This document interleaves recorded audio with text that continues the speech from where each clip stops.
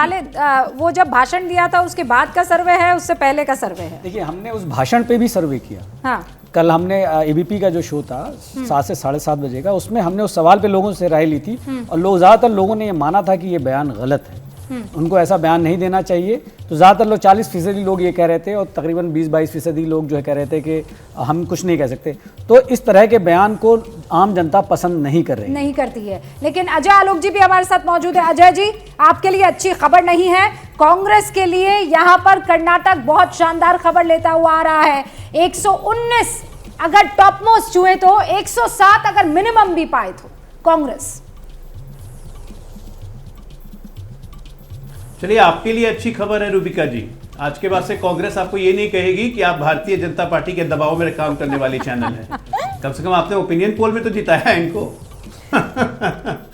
और अलका जी आपसे खुश भी रहेगी आगे को अपना जितना मर्जी कह लीजिए, रूबिका जी जितनी आपकी उससे अधिक हमारी। राजनीति और अरे भैया फिर बीच में बोलने लगती है, दिक्कत ये है ना, मैं बीच में नहीं बोलता हूँ, दिक्कत आपको है रूबिका जी, मुझे ऐसा करते हैं कि राजनीति और चुनाव एक दिन का समय बहुत होता है।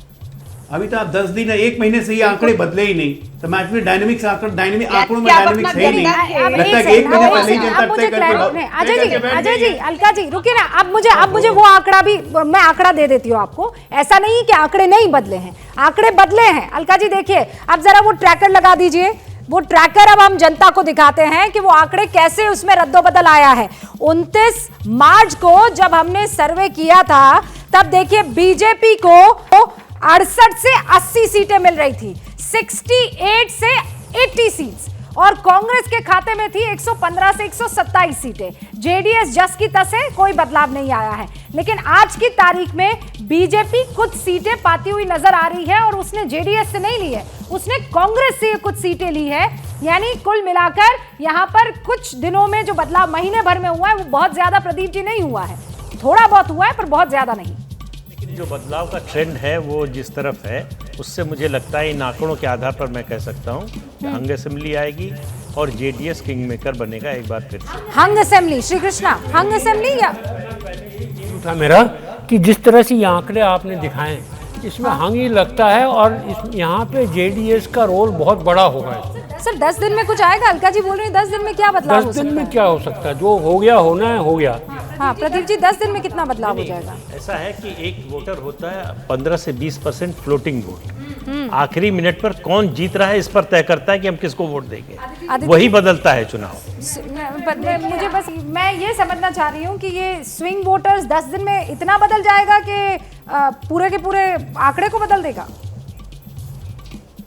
नहीं, पूरे के पूरे आंकड़े कहाँ बदले? हाँ, नहीं, हंग असेंबली अगर आएगी, हंग असेंबली, ओके। आदित्य जी देखिए, आपने जैसा दिखाया अपने फिगर्स में भी, आप ये कह रहे हैं कि 107 से 119 कांग्रेस पा रही है। हाँ। तो ये आंकड़ा इंडिकेट कर रहा है कि हंग वर्डिक्ट हो सकता है, क्योंकि रूबिका जी 2013 में जब फुल मेजॉरिटी सरकार बना पाई थी कांग्रेस, वो 14 साल के अंतराल के बाद बनाई थी। हाँ। तो कर्नाटक में हंग वर्डिक्ट्स का ही वर्चस्व रहा है, और अगर कांग्रेस फुल मेजॉरिटी सरकार बना लेती है तो ये एक बहुत ही सिग्निफिकेंट पॉलिटिकल सिग्नल होने वाला है। अब ये दो तस्वीरें हम आपको दिखा रहे हैं, हाँ आदित्य जी, एक तो अमित शाह गृह मंत्री रोड शो कर रहे हैं और दूसरा प्रधानमंत्री नरेंद्र मोदी रोड शो कर रहे हैं। क्योंकि अभी ये दोनों ही रोड शो कर रहे हैं तो इसीलिए हम ये तस्वीर आपको, अभी जब हम बात कर रहे हैं तब ये रोड शो हो रहा है।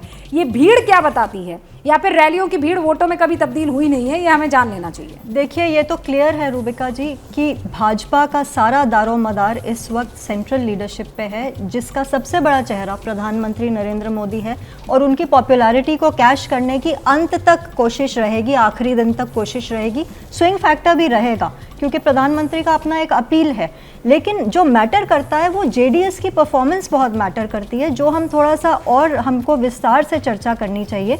क्योंकि अभी तक आप कर्नाटक की हिस्ट्री खोल के देखिए, 1999 में पैदा होती है ये पार्टी जेडीएस, कभी भी अपने बलबूते पर सरकार में नहीं आई। 2004 में सरकार पहले बनाई कांग्रेस के साथ मिलकर, फिर टूट गई, फिर भाजपा का दामन थाम लिया। उसके बाद 2018 में दोबारा पहले कांग्रेस का दामन थाम लिया, फिर उसके बाद डिफेक्ट हो गए बहुत सारे लोग तो बीजेपी सरकार में आ गई। तो JDS has always been in a king makers position. लेकिन आप सब्सिक्वेंट चुनाव उठा के देखिए, जेडीएस की इलेक्टोरल परफॉर्मेंस डिप हो रही है। सबसे अच्छी परफॉर्मेंस हुई थी 2004 में जब इन्होंने 58 सीट्स जीती थी। अभी रीसेंट इलेक्शन में इन्होंने सिर्फ 37 सीट्स जीती हैं, उससे पहले 40 सीटें जीती थी।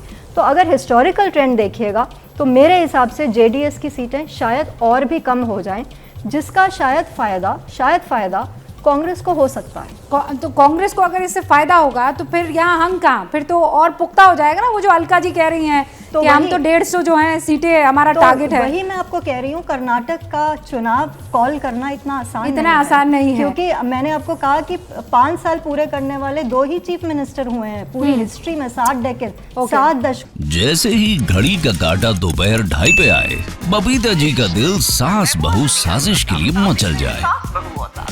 और ये है इनकी बहू, पूरे दिन ऑफिस की टेंशन हो जाए गॉन जब ये करें अपना फेवरेट शो फ्री टाइम पे ऑन। इनकी तरह आप भी देखिए अपना फेवरेट शो अपने टाइम पर और डाउनलोड कीजिए एबीपी लाइव ऐप अपने स्मार्ट टीवी पर।